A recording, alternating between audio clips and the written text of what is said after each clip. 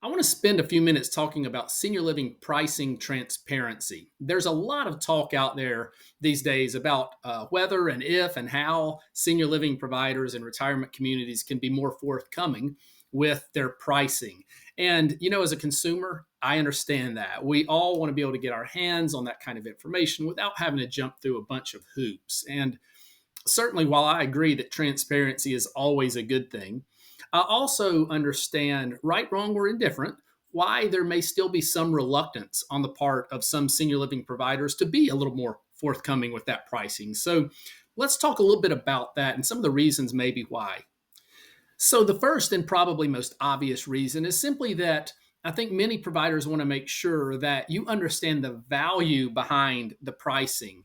And the reason that's important is because moving to a retirement community is much different than many other buying decisions, such as maybe buying a car or even an apartment or a personal residence, freestanding home, because there's just so many aspects that go into a retirement community. It's home, but there's also so much more that goes into that: the services, the amenities, the culture, the staff, the quality of the community and the management and everything else. And so some of those things are hard to measure, but there's no two retirement communities that are alike. And so again, I think that those senior living providers, they just want to make sure you have a really good understanding of that before you start to maybe compare to other communities on price and things like that.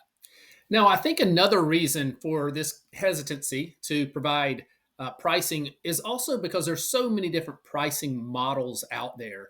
A very quick example would be, you may have one community, if we're just talking about, say, the monthly fees, one may be more of an all-inclusive, where all the services and amenities and everything are available or covered under that one monthly fee, whereas another community may be more of a base fee, but then you pay extra for different things later on that you may want or need. And so, without an understanding of that, you can see where one would appear more expensive at first glance than the other one.